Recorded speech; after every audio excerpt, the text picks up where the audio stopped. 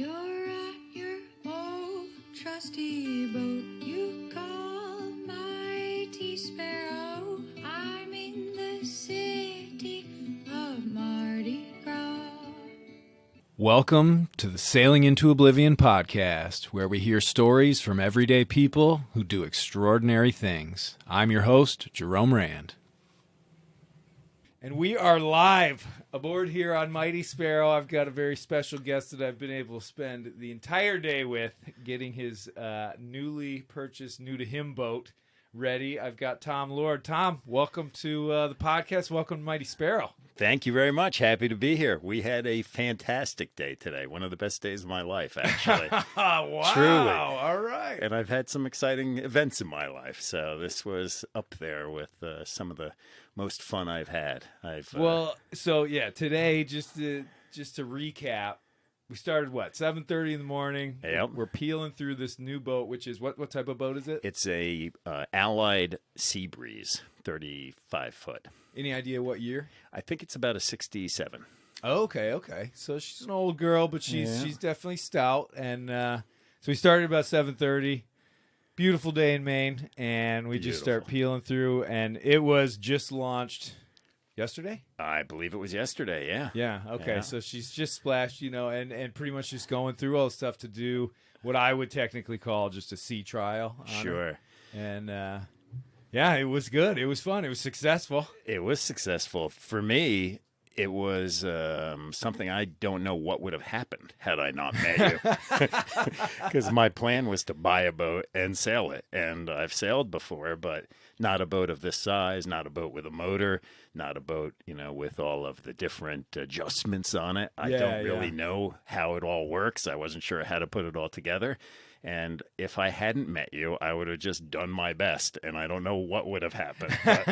But I can't tell you how happy I am to know that you, with all your experience, were there to help me with this, and it was just a joy. Well, the pleasure, like I said, was all on my end. That was just, besides being very enthusiastic, you're a heck of a guy, so that was definitely a lot of fun. But towards the end of the day, after we had sorted it out, put the sails on, gone and sailed it, did it start to feel a little bit more like the Pearson Ensigns that you had sailed before?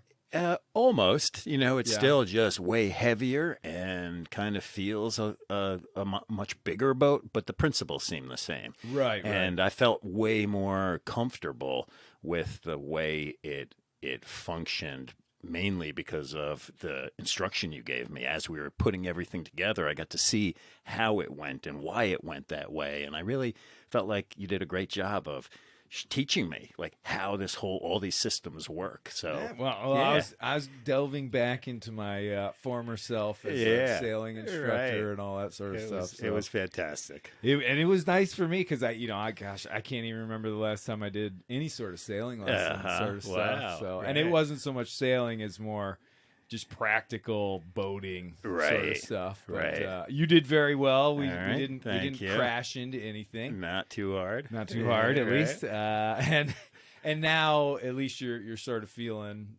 I feel more like confident. I could do it on my own, and the consequences will be far less dire. Let's just get that insurance policy in there. What do you say? Well, can I ask you? So what sort of spawned the purchase of the boat and everything? Well, probably 30 years ago, I saw an Allied Seabreeze, and I instantly fell in love with it. And I just thought it was the prettiest boat I had ever seen. And then I started doing some research. I learned about how it was built and where it was built.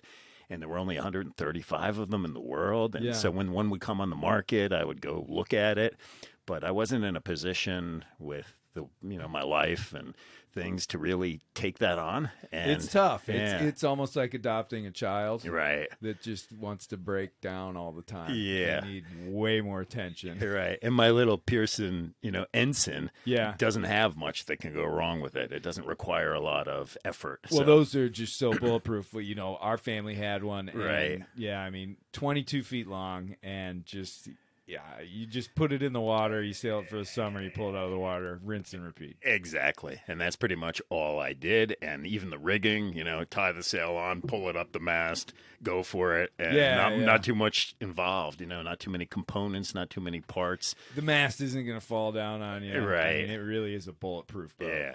So that was my prior sailing experience. But I always fantasized about a boat that I could sleep on, a boat that I could take somewhere, somewhere far away, somewhere exotic, right. Anywhere in the world. Like the fact that you can get in this machine and the wind will blow you around the world as you have actually done. That's true. Is just a fascinating thing. And it captured my imagination. I love the idea of it. I like the experience of it, the way it feels to move through the water, the quietness of the whole process. It's just beautiful. Well, our sail today, I mean, obviously we're in this little bay in Rockland Harbor, but yeah, I mean, no waves, just basically cutting through. And I was pretty surprised at how well that boat did. Just moving. I mean, like you said, it's much faster than this one. So that was definitely good. Not that any of our old boats go fast, but not compared to the rocket ships they build these days. That's for sure. But there's something to be said for the aesthetic too of the older boats, and I think a boat with character to me is meaningful. I like it. It's like art in a way, and the lines of some of the more modern boats seem to me vacant of some kind of spirit that means something, So I just get such pleasure. When you walked up to me and said you have time to talk for a few minutes, I was just sitting on the boat admiring the shape of it, just looking at the brass that they put, on the lights and the hardware that's on the cabinet doors. And it's just, you can't get that today. And I just love it. I absolutely love it. Well, and these older boats too typically are built in a way like they're full fiberglass. Mm-hmm. They're built in a more seaworthy, they used to build ships in degrees of like, this one can handle a 10-year storm.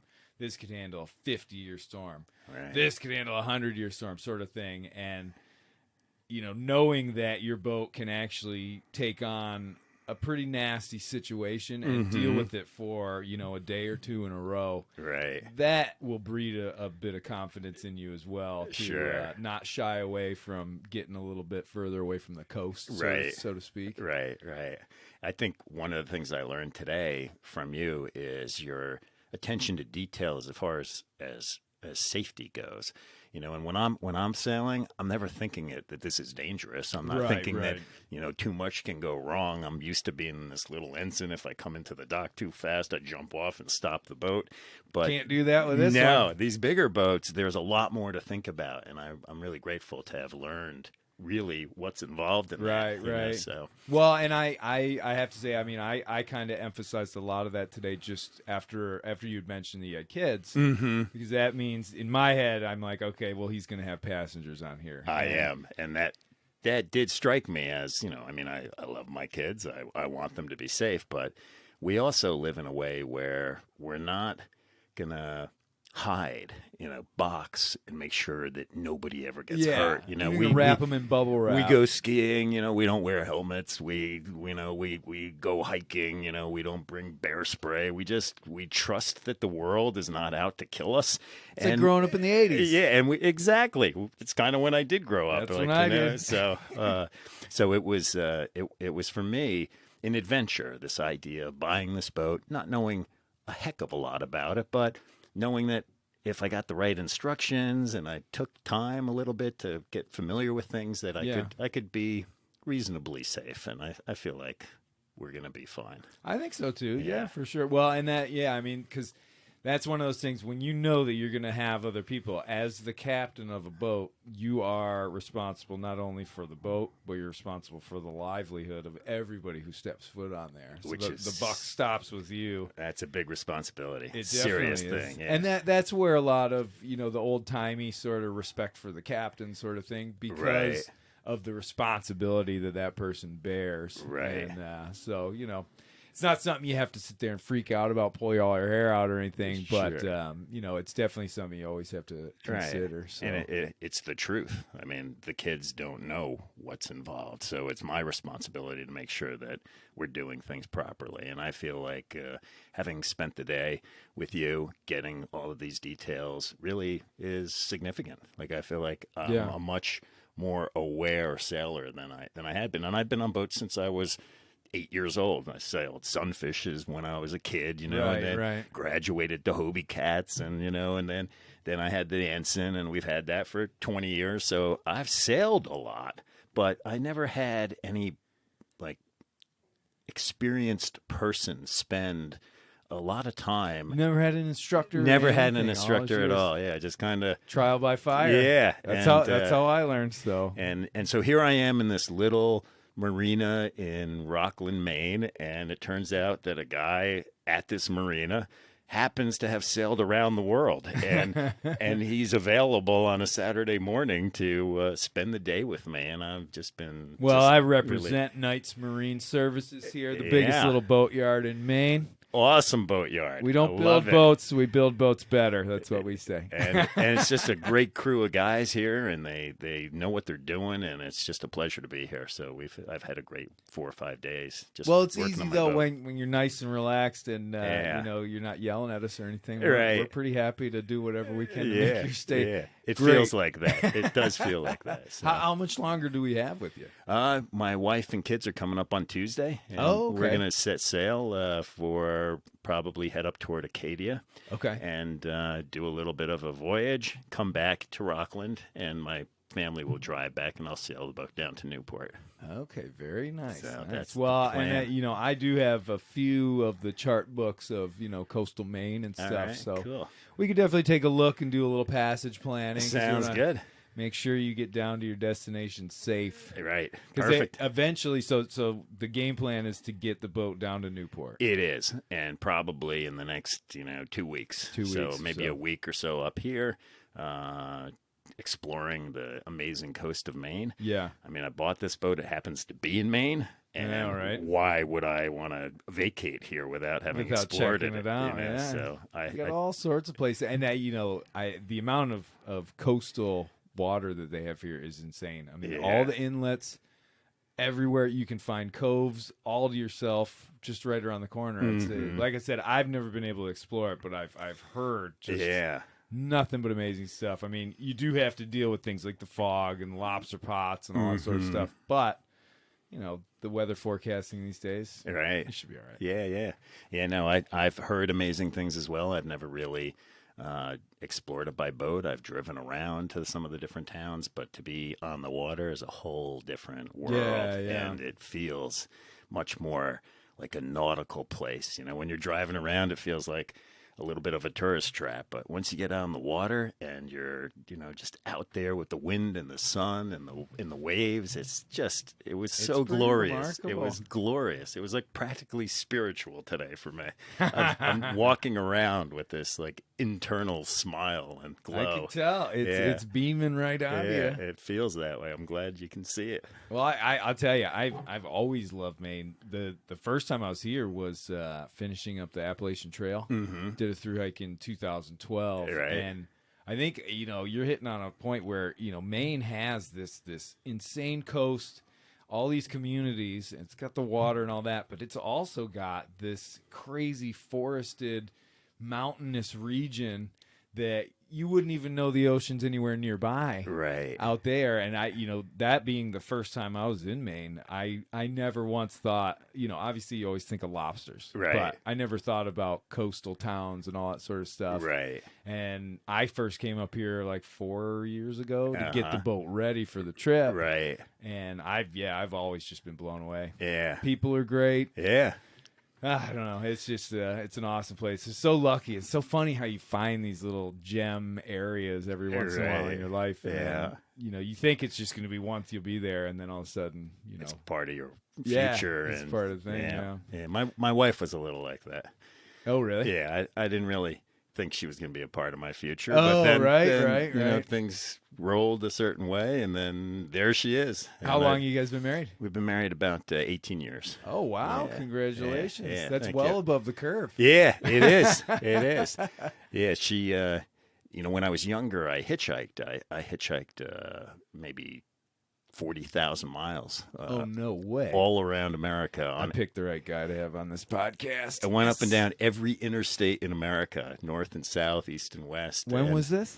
from the time I was about 17 or 16 until I was about 28. Holy cow. And I just lived exploring the world, but Yeah. I didn't have a boat and I Right. didn't have much money. So at that time, you could get away with hitchhiking. And, Yeah.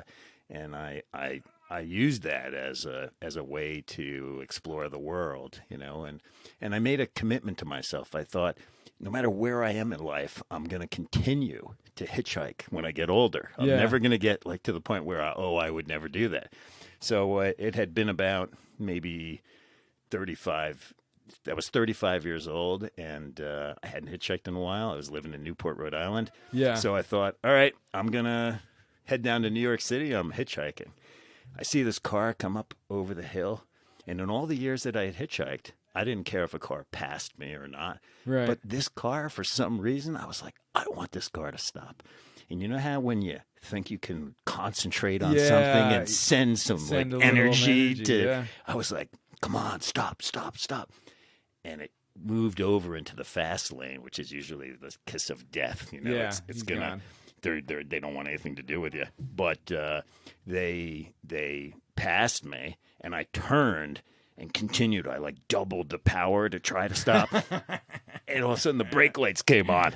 I ran down there, and it was a woman, and I was like, "Wow, that doesn't happen too often." And Yeah, right. I wound up marrying her a few No years later. way. Yeah. Your wife picked you up as a hitchhiker. She did. Her father was furious that she had done that. Oh, I'm sure. She told me, which I thought was weird, and I still think is kind of strange, that she had no intention of picking me up. That after she pulled over into the fast lane, it was like, hitchhiker. Yeah, Don't pick yeah. up hitchhikers. I'm going to put a little distance. Yeah, keep, go away. But she felt this force on her leg. No way. That's what she said. And she stopped without wanting to. And then we married. And Holy I think cow. it's an awesome relationship. So That is incredible. Yeah. I am a firm believer in all that. Yeah. As far as, right. people being able to, the amount of times where I'm sort of sitting and I'm thinking, oh, I haven't talked to so-and-so in so long. Right. And then all of a sudden the phone starts ringing Yep. and it's that person. And Exactly. they're like, I was just thinking and your name sort of popped in my head. Right. So I think, I truly believe there is this untapped connection that people have. Yeah. That, I don't know. I don't know if it's just something that we've lost or if Right. it's something yet to be discovered. Yeah. But there's definitely times. And I was very skeptical, as a younger person. So I didn't believe in any of that stuff. Right, And right. it's just now I know my wife, and I know that she wouldn't have made something like that up. And Yeah. I know how I was feeling, and I know that in the 40,000 miles that I hitchhiked, I never cared whether a car stopped or not. And so this was after all those years. That is incredible. Yeah, so it's kind of cool. Holy I smokes. think That it's a might neat be way. one of the most unique how you met your wife stories Yeah. I've ever heard. Right. So it's part of that whole feeling of adventure, Yeah. wanting to like explore the world and see things and know what's around you. And I just think it's an important thing for people to do. It seems like too many people lock into one way of being. They go to school, they get good grades, they go to college, they get a job, and they're miserable. Yeah. And they don't really know what else is out there in the world. And I think that there's a lot out there, and it's way better than people realize. It's not unsafe. It's not dangerous. There's adventure and excitement and new things to learn about others and about yourself. And I just think that adventure spirit is something that should be encouraged. And I think too oftentimes it's discouraged. Well, I think one of the things that's changed probably over the last 50 years or whatever is just there is this kind of push for things are scary out there. We Yeah. need to let people know how scary this is and how this is dangerous and that. Right. And I don't know. It seems like people are inundated with this sort Sure. of fear, and they don't want to go out of their comfort zone. Exactly. But when you go out of your comfort zone, that's where all of a sudden you get to experience new things. Right. You get to grow as a person. Absolutely. And it's just this. It's real living. Yeah. Yeah. And I think everybody's different, and not everybody, Oh, can yeah. kind of handle that. But I think there are a lot more people that can that don't, because the world tries to discourage it. And Yeah, I yeah. can't imagine the kind of discouragement you had when you announced, I'm going to take this little boat. Oh, you and I'm talked gonna- to my mother, and Yeah. holy cow! Right. I don't blame her though. Yeah, sure.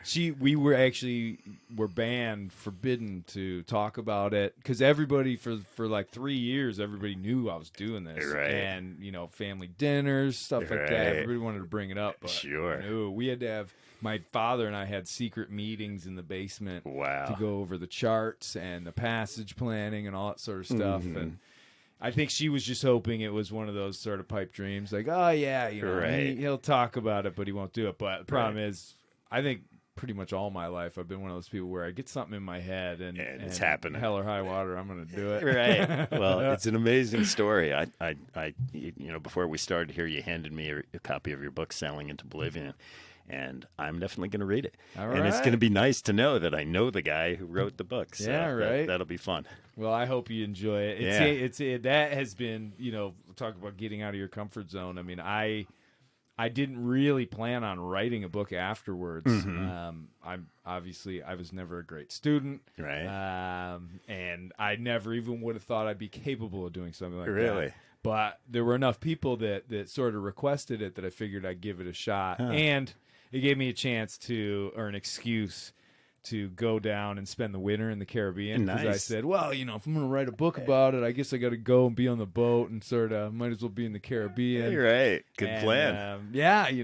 And it was tough, and there were definitely a lot of days where I'm sitting there writing, just thinking to myself, this is just going to turn out to be nothing. Right. But for whatever reason, I mean, it doesn't sell obviously a million copies or Sure. anything, but it continues to sell enough where Right. it pays for dock slip all winter and all All right. that, and it's Awesome. like holy cow. And the best compliment I get about it is just people that say they couldn't put it down, Uh-huh. and they typically read it in one or two sittings. And Awesome. I wrote it intentionally to be a fast read, Right. because a lot of the old sailing books about single-handing around the world, they're great if you're Right. interested in the subject. Uh-huh. Some of them are a little tougher to get through, and I wanted it to be more of sort of a faster pace and all that. But like I said, I'm not an author by any means. Sure. But I was lucky enough to do something that you could write a story about. 'Cause Yeah.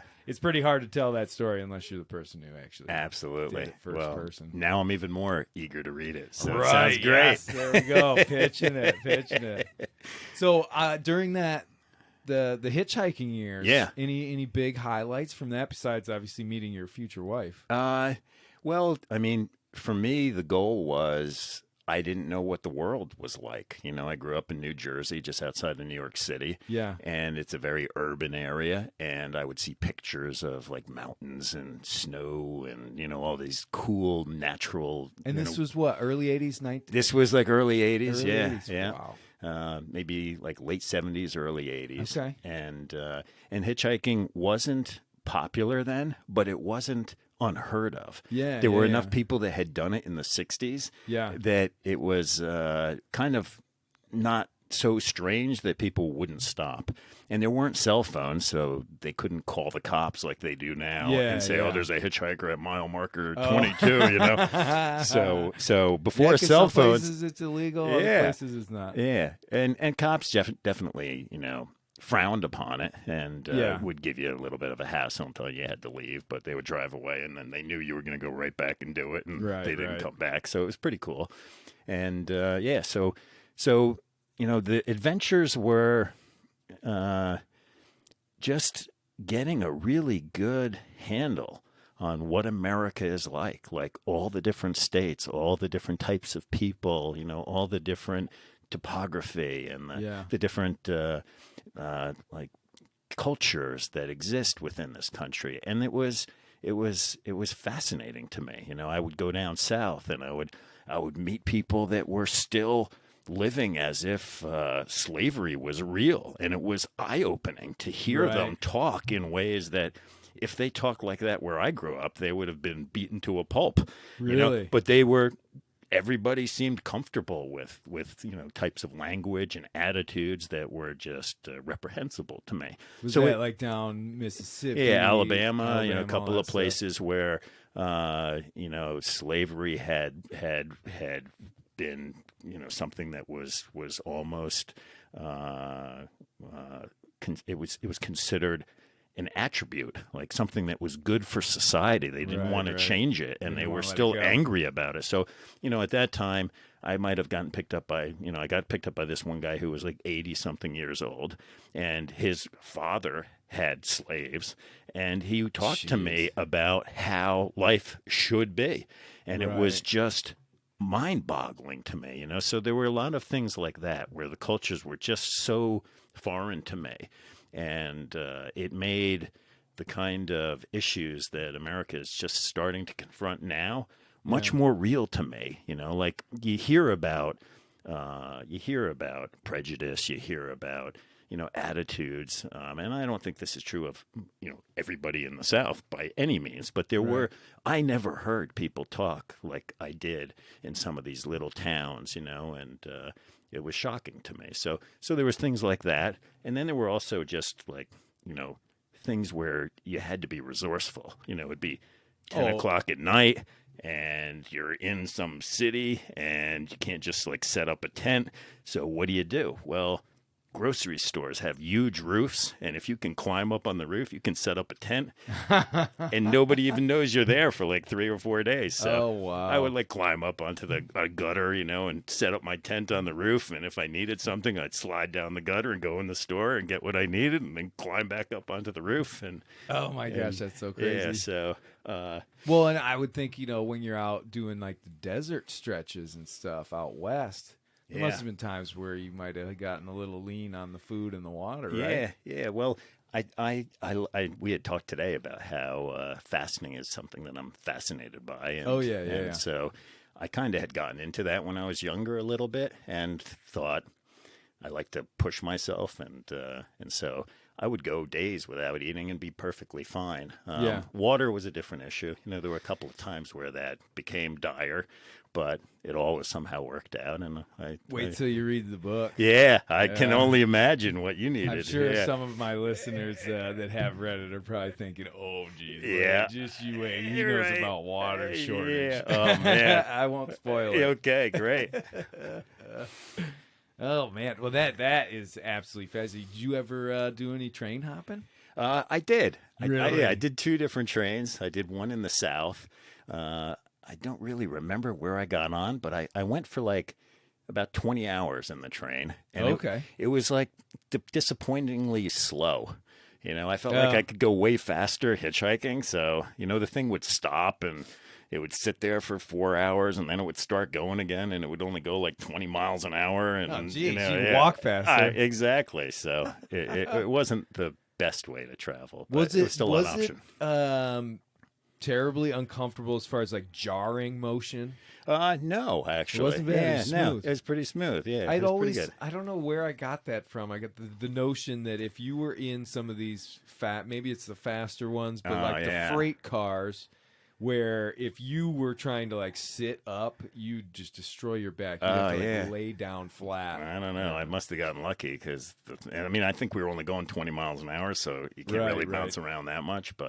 And then I did it up in, I was going to school in Michigan, and there was a train that came through Kalamazoo. Yeah. And I jumped on that once just to see where it would go, and I wound up in somewhere in like Indiana, and I just got off and hitchhiked back to school. Oh my gosh! Yeah. What an experience! I mean, obviously not recommending anybody go out there and do some hitchhiking. I think the point is being get out of your comfort zone and go out there and explore this beautiful country we have. Because you're right on the money. I mean, if you just look at a map of the United States, you've got like where we are now, this beautiful coastal region. Then you've got all the beaches all the way down to Florida. You've got the Appalachian Mountains, which are unbelievably beautiful, going into these huge, crazy plains. And then you get the Rockies, and then you get the West Coast, but you've got the heat in the south and the cold winters in the north. I mean, Exactly. you know, you hear a lot about people saying, "Oh, well, you know, 90% of Americans don't even have a passport." Right. And yeah, I don't think that's the greatest thing, but at the same time, you don't need one. Right. We got a lot do. of land to look at and a lot of cool stuff to see. So. Right. Yeah, one time, speaking of the North, I was in Bismarck, North Dakota, and I wanted to go skiing. So I had my skis with me as I was hitchhiking. I left from Michigan. Yeah. And I The didn't check the ultimate weather. ski bum. I didn't check the weather. It was apparently the record-breaking coldest front that had ever come down through from Canada. And it was minus 48 degrees. Oh, that was holy the absolute, that was the, not the wind chill, that was the actual temperature. And That's I think to build a fire cold. it was you know? unbelievable. I did not know what the definition of biting cold was until I was in that cold, and my nerves actually felt like something was biting me. It was so cold. And I was standing there thinking there's like hardly anybody on the road because they don't want to drive because the cars won't start and it's so freezing cold out. And Bismarck is like a tiny little town. But I saw this like refrigerator box on the side of the road, and I was like, I'm going to die if I don't get some kind of protection from the wind. So I took the refrigerator box, climbed inside of it, cut a little hole so I could see when cars would come, and stuck my arm out another hole. I was standing there, and this guy in a Cadillac pulls over. I shed the box, I grab my skis, I jump in the car, and he took me all the way to Montana. So Really? Yeah. Where'd you go in Montana? I went to the University of Montana. In Bozeman. Yeah. Yeah. They had a deal where, like, if you were a college student, you could come to their campus and see what it was like. So I told them I was interested in their school, and if they could set me up with a little room there for a few days, and I could explore, the campus And Bridger Bowl. Exactly. so yeah. Is it? What's the name of? There's Big Sky. Big Sky is where I Yeah. went. Yeah, so I spent like 4 or 5 days at Big Sky, and the ride back was a lot easier. It was much warmer. It was like 30 degrees instead of minus 40. Right. So. Oh my gosh, that's insane. Growing up in Michigan, the coldest winter I ever experienced, I want to say it was in the mid 90s, where we had about a week where it was in the negative 20s to the negative 30s. Yeah. And all I remember was that if you went outside and you had any skin exposed, it started to sting really fast, and then it went numb. Right. And so it was literally, if you were walking to your car and you knew you had to clean the windshield, you had to have goggles on. Right. And I had a neck warmer and all that. Yeah. And we tried to go skiing, but the ski just stuck to the wax on the board. Wow. Right. So it wasn't, and I'll never forget. I mean, pure bluebird day, not a cloud in the sky, sun's just beaming down. It's negative 26 degrees, and we're out there trying to ski, and we're not moving anywhere. Right. Wow. And we're just thinking to ourselves, this is just insane. Yeah. And I just remember you could never roll down any windows on the car. They weren't iced over. They were just absolutely just frozen in place. Yeah.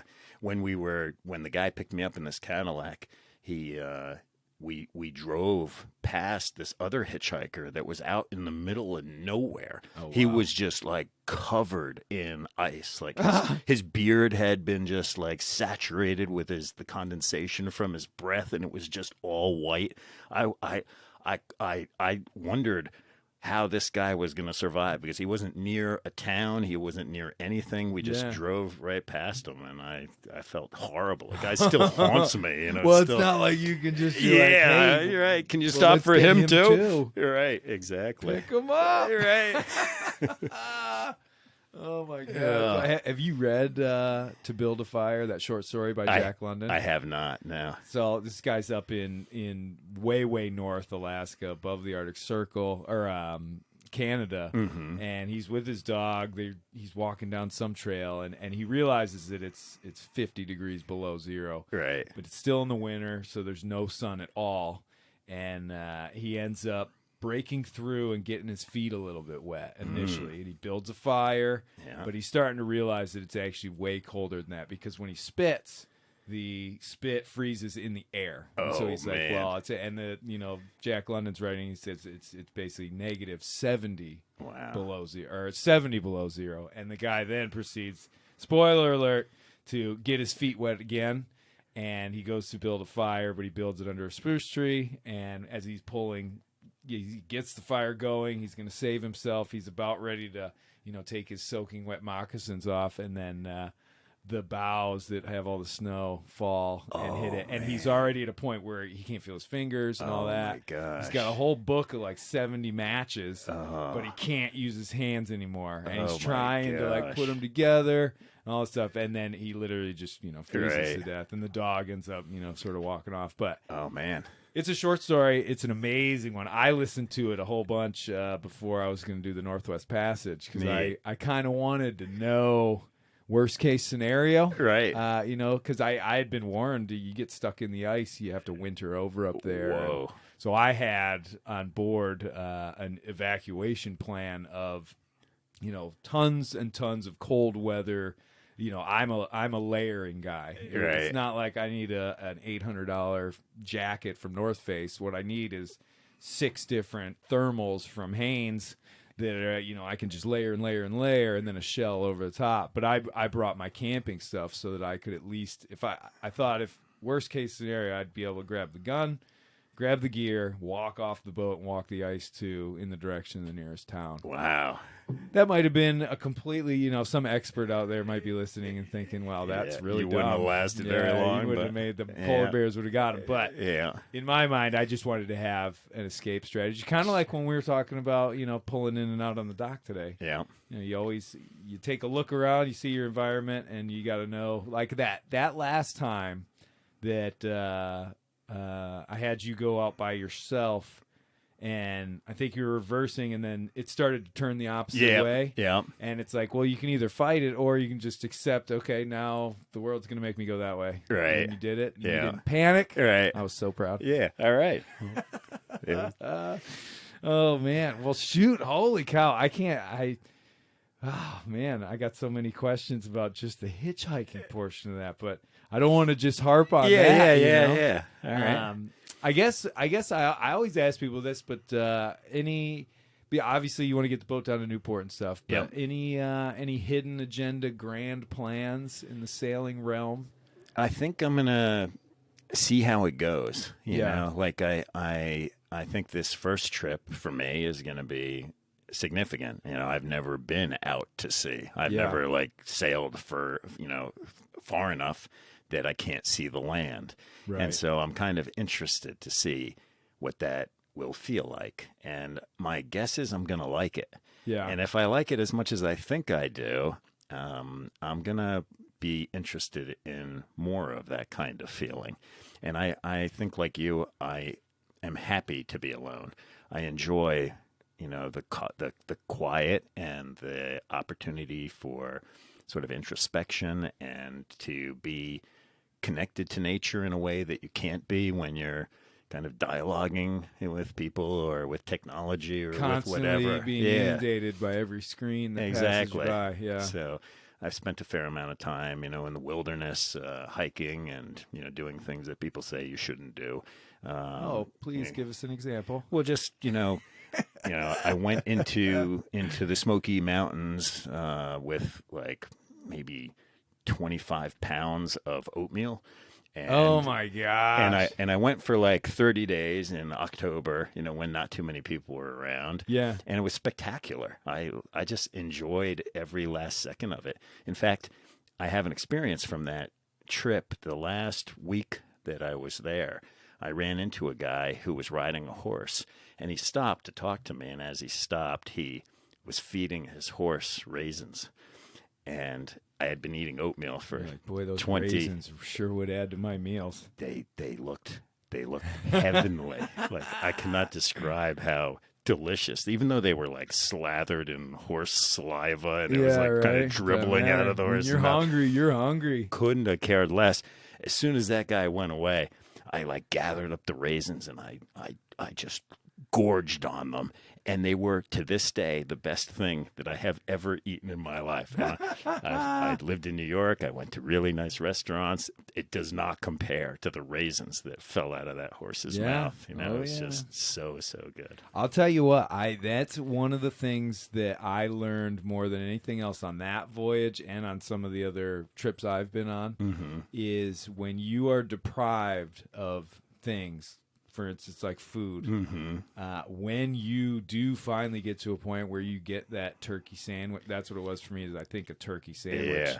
Yeah. After months of rationing and basically living off of rice and lentils, you could serve me a $10,000 world's best turkey sandwich, and it's not going to taste anywhere near what that one did. And I don't know, the lesson I learned is just that the ability to be able to, it just seems like we're geared towards wanting to always be able to have that turkey sandwich, the best one we can have all the time, because that's the best thing, when in all reality, the way to make that the ultimate turkey sandwich is to not have it all the time. Absolutely. And make sure that it's absolutely special. I mean, I think I first ran into that whole notion when I was trying to quit smoking years ago, when I was up to smoking like 2 packs a day. Wow.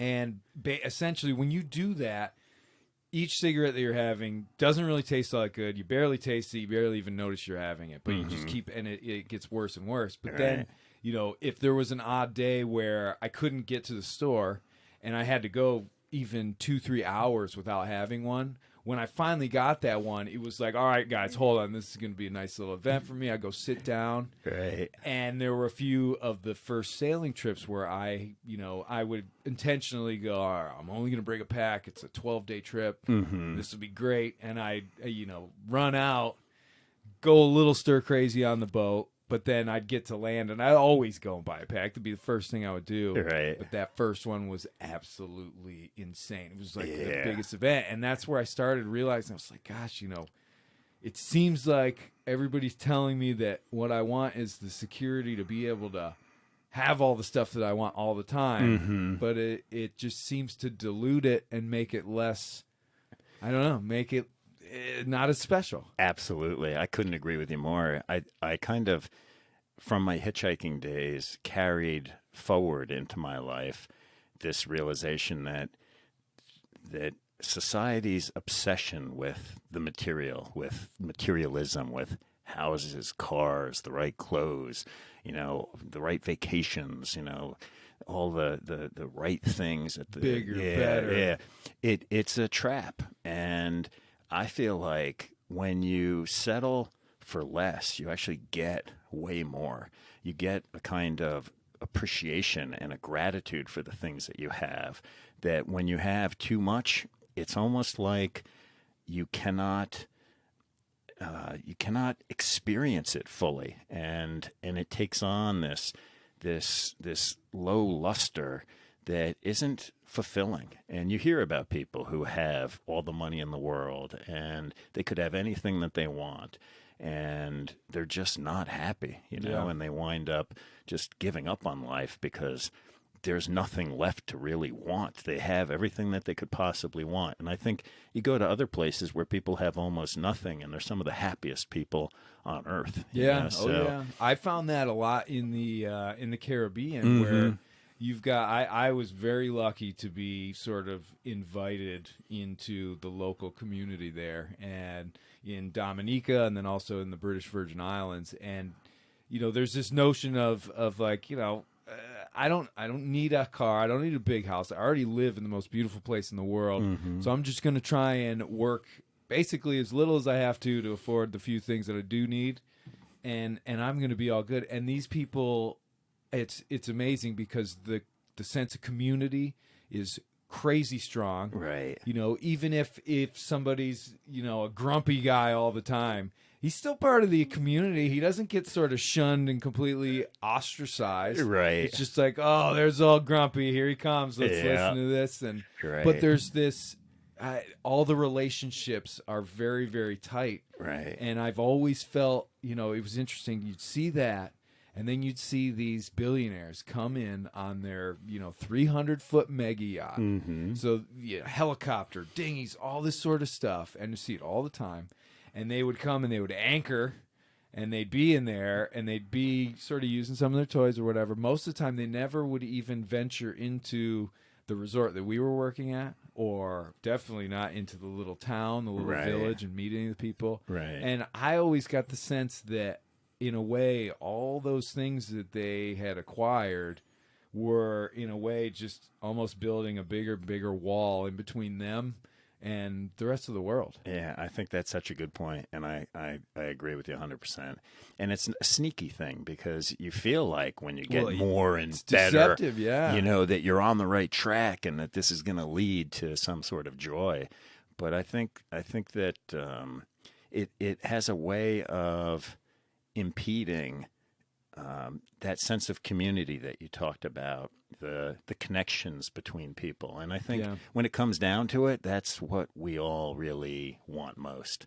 And good friends, relationships. Exactly. To be when you're in a community where, everybody, I guess maybe not totally dependent on each other, but in some ways, because down there, we would, if one of the fishermen got really lucky, there was one year where these little fish called jacks, they're about, 12 inches or whatever. It's one year this huge school, millions of them, flooded into this one harbor, and these guys were able to go out and get a net around them. And it stayed. The net, they rocked it in and all that sort of stuff. And for months, these jacks were just being shared around the entire community. Right. And to see how... it was all shared, and all of a sudden it was just this exciting moment. Every single little bar had jacks that were all fried up, and the price of them were really cheap. Everybody could get them. People were, sharing them and stuff. And to see a community interact like that compared to just somebody being able to purchase all the things that they need for themselves. Right. I don't know. It's just the relationship part is just absolutely missing. Yeah.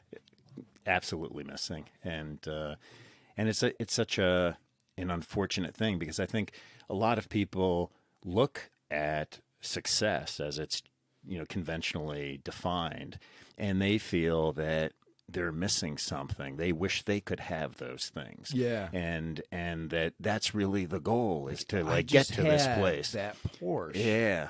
But then you get the Porsche and you drive it for a little while and it's just your car. Yeah. And you're used to it. And then you see somebody in a Ferrari or something and you're like, "Oh, if I get one of those Ferrari, that's when I will really, that'll be it. Like I'll be good." Yeah.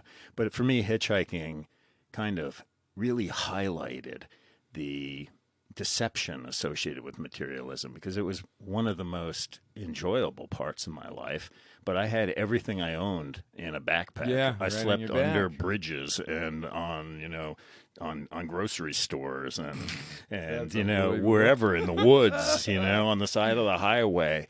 And it was a very fulfilling life. I got to meet hundreds of different kinds of people. They were all good. I never had any trouble with anybody. I met very unique people, people that were maybe you would think of as, dangerous. I had people pick me up and they had, guns on the front seat or whatever and bottle of whiskey. Yeah, but they didn't want to hurt anybody. That's just their life. And so for me, I have an attitude, and I don't recommend it for everybody, but I just have a kind of faith that this world is good and that it's here to provide like as much joy as you're willing to count on it to give you. Yeah. And if you don't do that, you're going to be living a life that I think is a lot less enriching and a little less exciting. And I think that's why there's so much sort of depression and sadness in the world because life has gotten shrunken to this little safe little cubicle and people are afraid to go out of that little safety zone and I don't know why it is that way, but it seems like it's getting worse. It seems like everybody's so afraid of so many different things, and I just refuse to live a life kind of defined by fear. Yeah. And I'd rather be dead. If I go home to Newport and my boat sinks and I drown in the ocean, I would much rather have lived my life the way I have than to have lived it some other way that had much less, where I could be who I want to be, and do the things that I want to do. Well, and have those experiences. Sure. I think in some ways people these days try to or feel like it's almost fulfilling to be able to experience things through videos on a screen. Right. Where they're like, oh, the Caribbean, I watched all these documentaries about it. I watched all these videos, and man, I know all about it. And it's like, not until you actually go down there. Absolutely. That's when you get to really, truly experience it. Right. Wow. Gosh, it's just making me think so much. Oh, good. Yeah. So you said something earlier that I want to follow up on. Sure. You said earlier that obviously you weren't good in school. And, yeah. And I don't think there's anything obvious about that. I think that oh, I was terrible. I know, but maybe you were, but it's certainly not obvious. I've almost 60. I spent a lot of time with a lot of different people, and I spent the whole day with you. And you're a bright guy. You're somebody that's like, very capable. Obviously, you managed to handle all the challenges that are involved in sailing a boat around the world by yourself. And so this idea that school is somehow a measure of your ability or your intelligence or your capability, I think is another one of those really damaging notions, where I think that there's a lot more to a human being than how well they perform in some, curriculum that is designed by people who have a specific idea of how you're supposed to be. Well, and I know when I did finally get that and started getting some decent reviews and stuff, I remember my mom saying, boy, if your high school English teachers could see that now, I bet you they'd turn over. Right. But there's so many people out there that, society judges in these standardized ways. Oh, and I find it to be terrible, really damaging. So yeah, and it is. You have people, you will always, whenever you're receiving any sort of criticisms or constructive critiquing, any of that, you always take those way harder than you do compliments. Compliments, it seems like people just brush right off. Right. But boy, you do something where you say, hey, well, you probably could do this a little bit better. Right. That person's going to go steam about it for the next 2 weeks. You never know. Lose sleep over it. Yeah, sure. And if we could match those up where, you can sort of even that playing field, really appreciate it when somebody says, hey, right. thank you so much. Sure. That was really good. Yeah. And then also not let, the criticisms, you definitely want to learn from those, but you can't let it just hold you back. Right.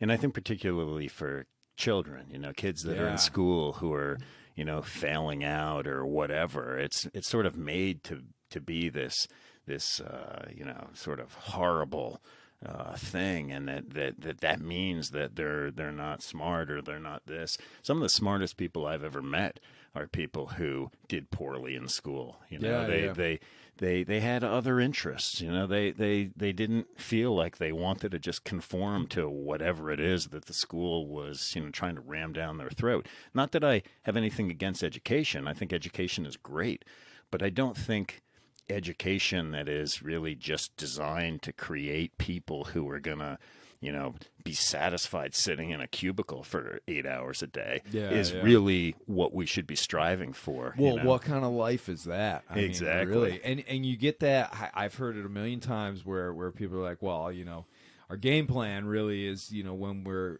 going to try to get early retirement, sometime early 50s, and then we're going to go. Right.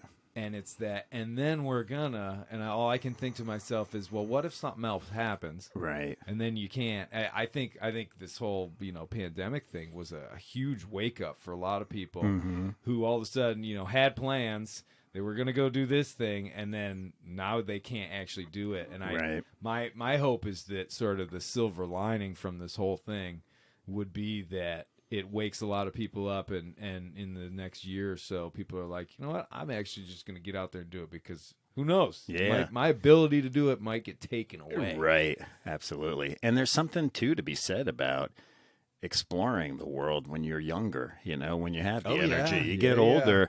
You get tired. Yeah, you get achy. Stuff hurts. It's you hard don't to have the sleep under a strength. bridge or on a grocery store roof.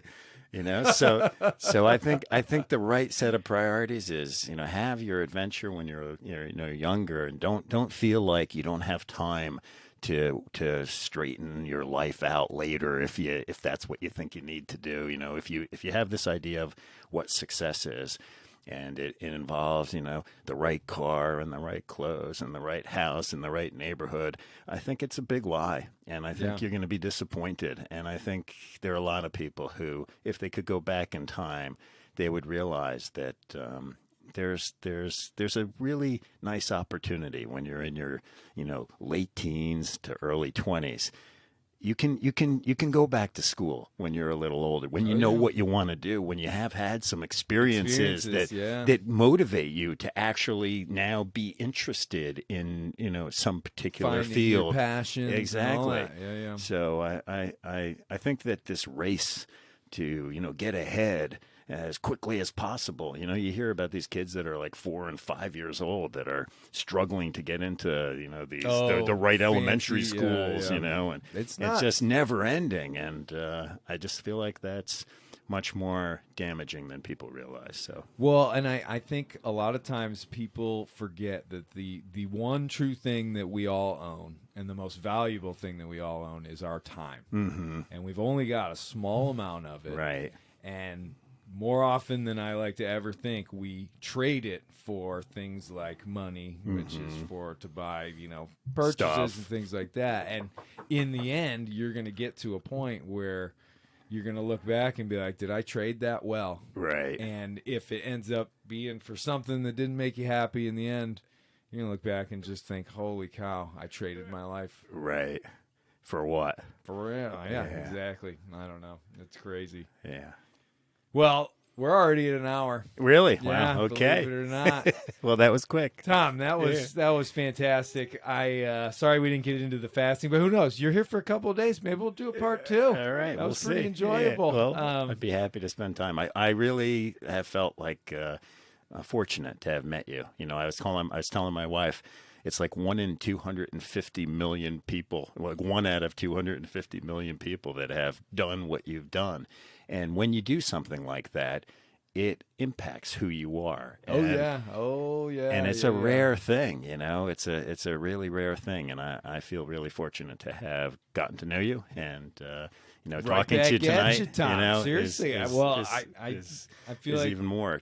That I can know about who you are. And, so I appreciate that. Hey, well, and like I said, it's the same exact thing feeling for me. I mean, it's just great. I'm sure we're probably going to stay in touch. Yeah. Because I'm going to want to know how your adventures are going. Sure. We'll see how mine end up playing out. Absolutely. But man, fantastic. Well, thank you for coming on, and who knows? Maybe I'll snag you in for one more of these. All right, my pleasure. All Thank right. you. Thanks. Yep. Hey, everybody. Thanks for listening. And if you enjoy the podcast and want to support it, just go to podbean.com and you can become a patron and keep the show on the air. Also, if you like the music at the beginning, the album is called Deep Teal, and the artist is Adrian Edson. It's available on Amazon Music. And if you want the full story of the trip around the world, the book, the Kindle book, and the audiobook can all be found on Amazon.com. Sailing into Oblivion, the solo nonstop voyage of the Mighty Sparrow. Fair winds and following seas.